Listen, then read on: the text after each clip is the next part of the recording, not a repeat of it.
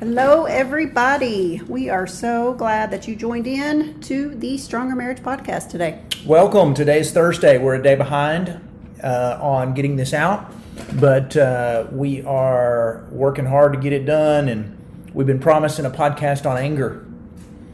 Yeah, I think you had a few people, did we bring it up in an episode a while back? And you had several people ask, hey, when are you going to do that?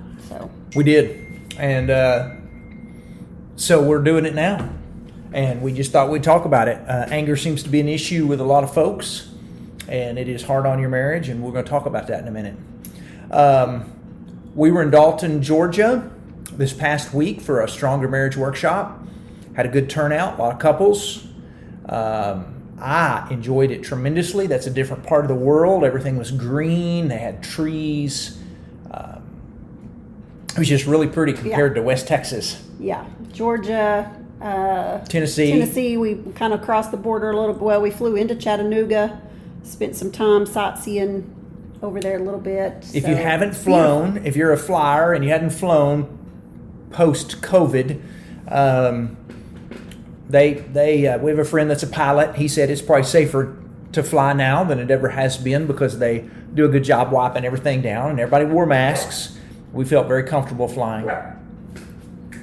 Yeah, felt safe, felt comfortable, had a great time. Got parent orientation for Lubbock Christian University done right before our trip. Yeah, we got a kid in college, the last one. Cooper has officially, is in the middle of his first week. I guess this is the last day of his first week. So. We are empty nesters, and coming up on a podcast in a few weeks, we're going to talk about the 3 stages of marriage, which are before kids, with kids, and then after kids. And so we're going to talk a little bit about that. I'm not sure where you guys are at, but there are challenges in all 3 of those, pros and cons in all 3 of those. And I think there's an old quote that says something about if you can do all 3 of those stages of marriage with your spouse and get along well, then you've done marriage well. I would agree. So let's talk a little bit about anger. Anything made you angry this week? Made me angry this week. That wasn't on the nose, huh? I mean, I don't think angry, maybe a little irritated, but... Yeah. Okay. Annoyed? I mean, you know. We all married people get annoyed with one another. Every marriage, there are things that annoy you sometimes about your spouse. And sometimes that brings conflict. Sometimes that can bring bitterness, and we want to be cautious with that. But what we really want to focus on today is anger. And anger itself isn't the problem. It is when we lose control of our anger, when we almost have an out-of-body experience where we can't control ourselves, we can't control our mouths. Short tempers. I think it's okay at times to be a little frustrated and a little angry about something, but being in control is really important. Now, if you're a person that's angry all the time, yes, there's some issues there. Something's wrong with that. But there are times when in a family, as a parent or as a spouse, that you may need to go, I'm just kind of angry about everything right now. But being able to be angry and not sinning, Ephesians chapter 4, verse 26, is a really important thing to do. Yeah, I mean, there can be so much damage done in marriages where there is just constant anger. There's just not any place for screaming and yelling and name calling. Yeah. What else? Cursing, throwing things. If you are losing control, if you or your spouse are losing control, that is just not a healthy thing. Where you just, screaming and yelling and name calling, throwing things, saying unkind things. Those are angry outbursts, and they hurt your marriage. They do not help your marriage. And sometimes we'll even go as far as saying angry outbursts, meaning sometimes it's not even sometimes it may not even be a lose control short temper thing. Maybe it's just a tone. Mm-hmm. We posted a while back that about 85% of all conflict in marriage is probably from one or the other spouse just using the wrong tone. Yeah. tone of voice. I mean, when you know you're angry, I think it's okay to just say, hey, I need you to not talk to me for a few minutes, or I need to go for a drive, or I need to go for a walk around the block before I say or do something that I'm going to regret. And that is perfectly okay, and it's good even when you recognize that I'm about to lose my temper. Right. And I need to step back. Yeah.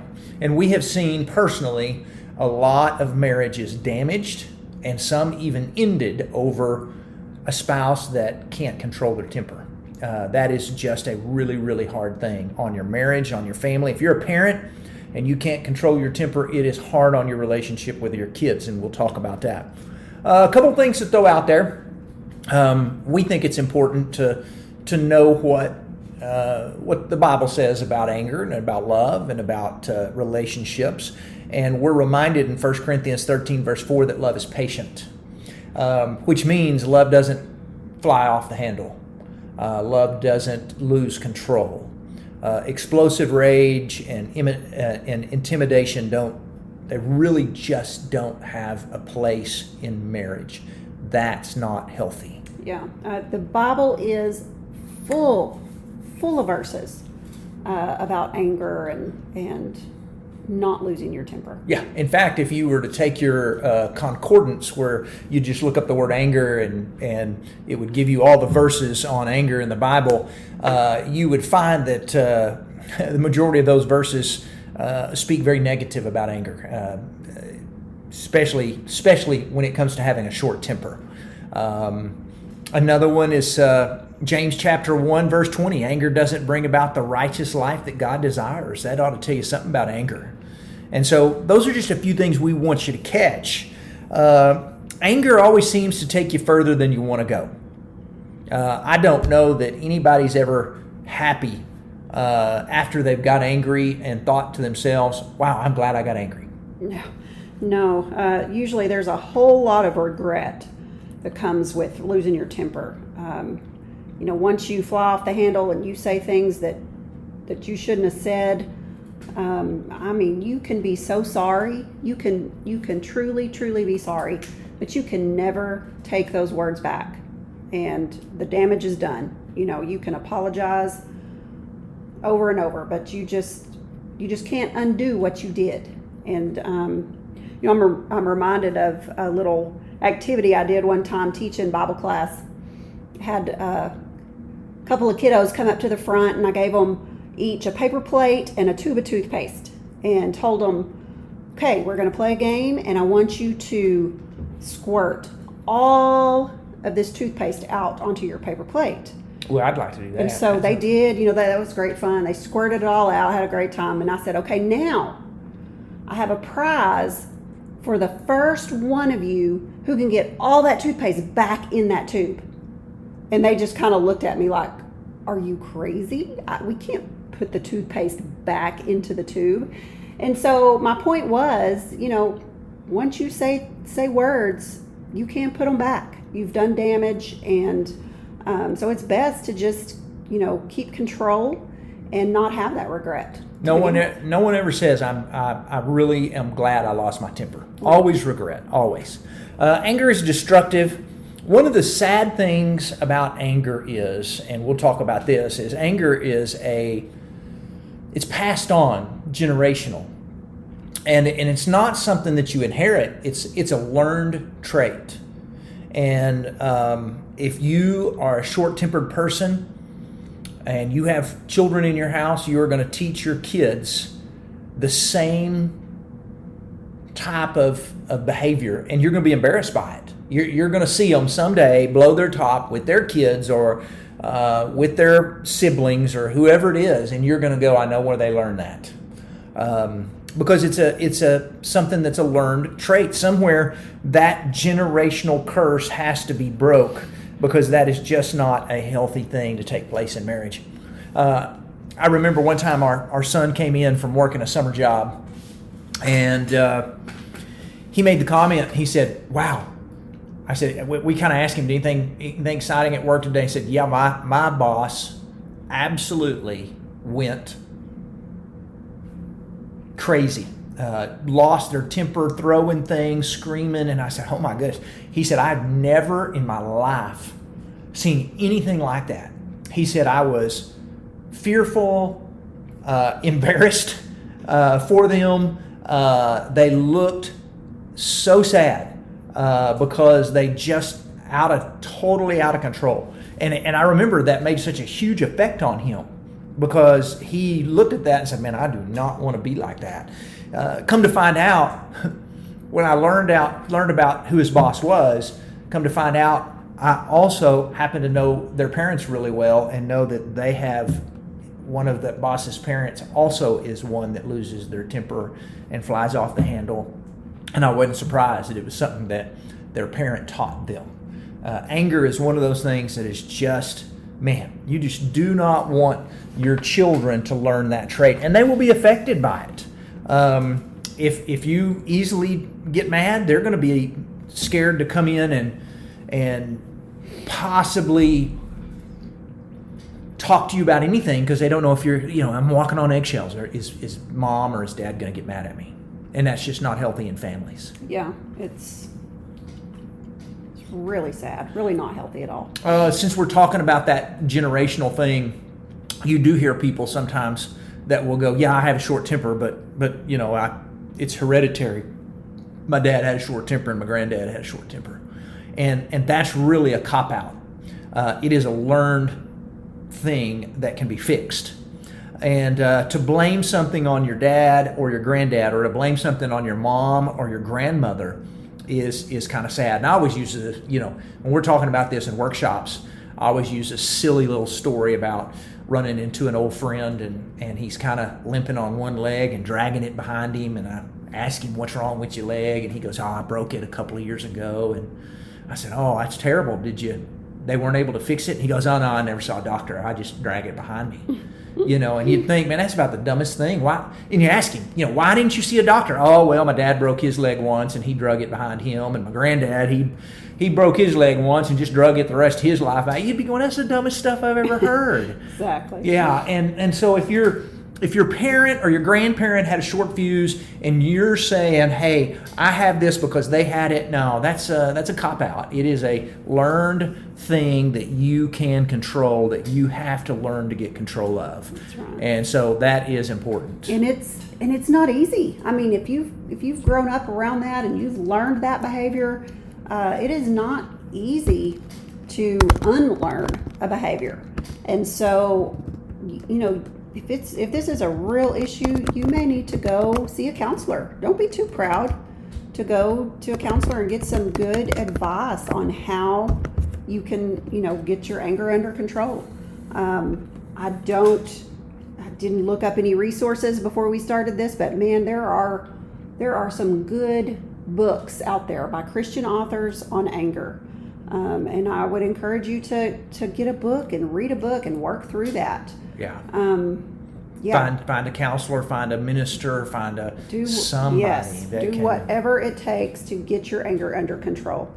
And I'm reminded that your story about Grandma had a broke leg and Dad had a broke leg. Anyway, we just don't want to take responsibility for our anger if we have an anger issue. It's always somebody else's fault. We always want to blame our anger on someone else.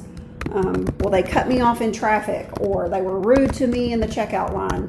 Whatever it is, we're always blaming, and it's never really our problem. I do that sometimes.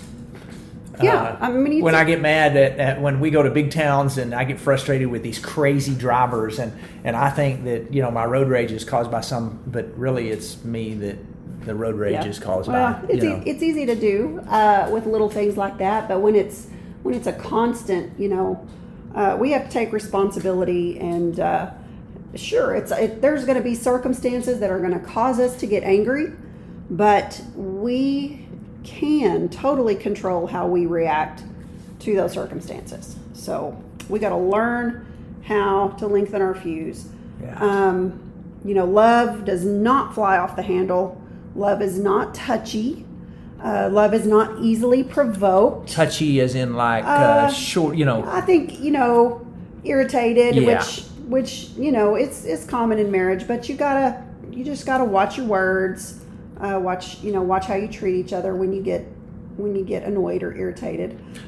So let's talk about 3, 4, 5 things that we can do that might help us to control our anger a little bit while we've got a few minutes left. And I think we've talked about the first one, but one of the things you have to do is understand how destructive it is instead of trying to make an excuse for it. Mm-hmm. Understand that it is very, very destructive. It is very hurtful. It will hurt your marriage. It'll hurt your kids. It will hurt your relationship. Your marriage and your relationship with your kids will never be what it should be because it is destructive. And so you've got to understand right off the bat. It's kind of like alcoholism. Until you admit you've got a problem. It's like anything. Until you admit you've got a problem, you've got to admit that there is a problem with your anger and how destructive it is. It hurts others. And those others are the people that you absolutely love the most. Yeah. Isn't it funny how we'd never talk to a complete stranger the way we talk to the people that live under our roofs with us sometimes. Or a coworker or even a neighbor, and yeah. Yes, so take responsibility and understand how destructive your anger is. I liked what you said. The first step is admitting that you have a problem. Yeah. Second is watch your mouth.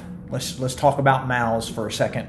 Watch your mouth. Don't say something that's going to get you in trouble. And there's been some times that I've kind of said something at one point or another to where I thought, oh, I probably shouldn't have said that. And usually it's the words hadn't even got like a foot from my mouth, and I'm trying to figure out how I can put them back in. Mm-hmm. But watch your mouth. Be cautious about what you say. Here's a good verse for you. James chapter 1, verse 19. It says, you must be quick to listen, slow to speak, and slow to become angry. So we're slow in 2 things, speaking and getting angry, and quick to listen. Mm-hmm. So obviously you're thinking things through and not just running your mouth. Sometimes when people say something that frustrates you, you want to bite back. And you don't always have to bite back. Or as you say so eloquently in workshops, you don't always have to say everything you think. That is true, and that is essential when it comes to anger. You definitely don't want to say everything you're thinking. Give us a third. So watch your speed. No, we're not talking about driving, right? We're talking about our short fuse. Watch speed. If you can kind of feel, you ever kind of feel, I can kind of feel myself every now and then. I don't really have a short temper, but sometimes I kind of feel myself getting angry. Mm-hmm. And you kind of have to take a breath, count to 10. If you have a really short temper, you may need to count to 100. I don't know. But when it talks about be quick to listen, slow to speak, and slow to become angry, watch your speed on that. Be cautious about that. Me and my little brother grew up loving 4th of July and popping fireworks. And we would save money and try really hard to go buy a few fireworks and then go pop them outside the city limit on some dirt road. This was a long time ago. And we would a lot of times take the little cheap black cats, the little bitty firecrackers, and instead of just doing one at a time, you could get them in a group of about 100. And sometimes what you would do is you just light one big fuse and they would all pop. You'd pop 100 fireworks at one time. They just pop, pop, pop, pop, pop. But sometimes you go back through and dig through the pile and some of the fireworks wouldn't pop. And the ones that didn't catch fire and the fuse didn't light, you'd repop those. But every now and then you'd find one where the fuse had just kind of burned halfway down and it was like a short fuse. And my brother and I learned really quick, don't mess with those because they get you in trouble. You'd always think, I can light this and throw it and then it will be fine. But you never could. You could never throw it fast enough. It always, that short fuse, by the time you got it lit, it was trying to blow up on you. And so we kind of learned at an early age, don't mess with those short fuses. If you are, single, if you are dating, and you, I'll just throw this out here. I don't know if single folks, I do know some single folks that listen to our podcast, and you meet someone that's got a short fuse. Man, you think twice about, is this the person I want to spend my life with if they can't get that under control? You be cautious about people with short fuses, and you think ahead of time, hey, make sure going into that engagement, whatever it is, I want to get to know this person because, hey, they need to be able to know that they need to watch their speed of how hot they get and how quick. Give us two more. Give us one more. Okay, so listen and think before you speak. I guess that goes back to that verse where we're going to be quick to listen and slow to speak. Yeah. So, yeah, think before you speak. Think before you speak and try to plan out your words versus just throwing things out there. That can be really, really dangerous. Number 5, lengthen your fuse. That's just that simple. It's going to take being intentional at trying to figure out. It's going to take some accountability. You may have to tell your spouse, when I use that tone that is a little harsh, I need you to point that out to me. I need you to let me know when you feel like I'm getting angry, because you're going to have to be intentional about trying to lengthen your fuse. You cannot just go, okay, I know I have a problem. You're going to have to work on it. It is really, really important that you do. Yeah. One thing that helps anytime you have an issue of any kind, I think, is to find some Bible verses that talk about that. And the Bible is full, like we mentioned earlier, of verses on anger. Write those out on a card or print them out on your computer and put them where you're going to see them often. Put one on your bathroom mirror, put one in your car, put one on your desk at work, where you're constantly reminding yourself, God's not a fan of my anger, and I don't want to hurt my family. Don't want to say things that are going to be hurtful to anyone. And I want to get that under control. So just, keep those near and just remind yourself, several times a day that anger is not good.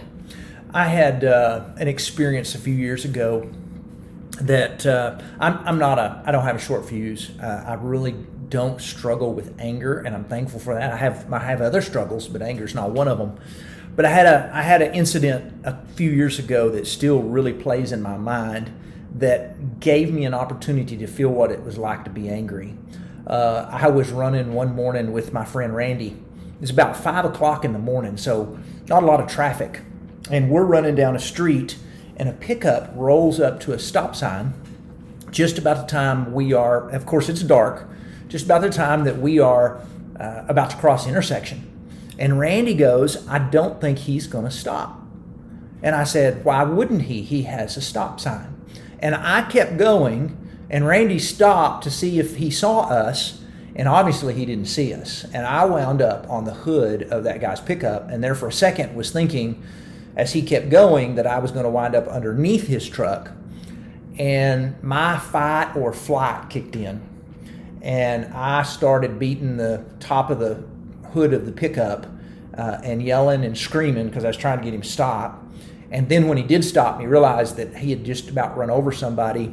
I continued to yell and scream, and I felt really bad about it later. But it was almost like I had turned into the Incredible Hulk in a sense of I lost control. And he very nicely said, I am so sorry, I did not see you. And I remember yelling loudly, did you not see the big stop sign? And I understand that was my body kicking in to go, hey, you were fight or flight trying to save your life. But I also understand, I remember feeling a feeling of I have no control over myself. I'm screaming, I'm yelling, I want to hurt somebody. And I remember thinking, I am glad that is not something that I do on a regular basis. Even in a situation like that, I later wanted to go find him. I didn't know who he was, but I wanted to go find that guy and apologize to him for just totally being out of control. But I also understood that he probably realized he was embarrassed by everything that took place as well. But yeah, I remember that very vividly, and I still think often, I'm glad I don't do that on a regular basis, where you just flat lose control and you're screaming and you're yelling and all that kind of stuff. Yeah. Finish us up. Give us a well, concluding thought. What are you thinking on this? So I guess in conclusion, we'd have to say that angry outbursts and losing control really cause you to lose the love of your spouse, to lose the respect of your spouse. It is a real marriage killer. It really is. It is, and anger may not be something that y'all have a problem with in your marriage, but sometimes it's good to just rediscuss these things. And maybe it's just maybe you need to ask your spouse, do I get angry, or do I have little angry outbursts? Do I have a tone I shouldn't have? Do I belittle you or say things that we talked about calling names or yelling, or are there times where I kind of maybe we need to ask those things every now and then. If you can't think of a time when you've done that, maybe your spouse goes, yeah, you may do that more than you think you do. And so that may be a good time to work on some of those things. But if this is an issue, I hope you'll look out and you'll find some help. You'll talk to somebody, maybe confess it to your spouse and just go, I'm so sorry and I'm going to do better. And you may have already done that. You may have done that 5 times and you keep messing up. Don't quit trying to do better. Don't just say, well, I've tried and it didn't work. That's right. Don't give up. If you've tried doing it on your own and you just can't, like I said, don't have too much pride to go talk to somebody else about it. Right. So sometimes that's what it takes. Thank you for joining me today, ma'am. Mm-hmm. It was a good day to get this done. I'm sorry we're a day behind. We appreciate you listening. We have a lot of good listeners. We have thousands. We're amazed at how many people listen.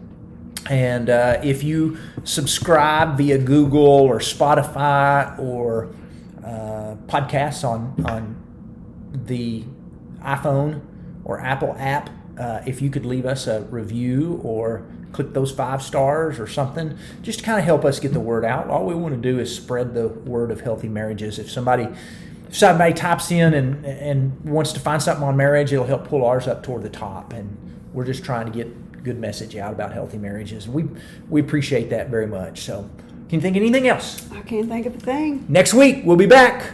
Thank you for joining us. Have a great week, folks. See y'all next week.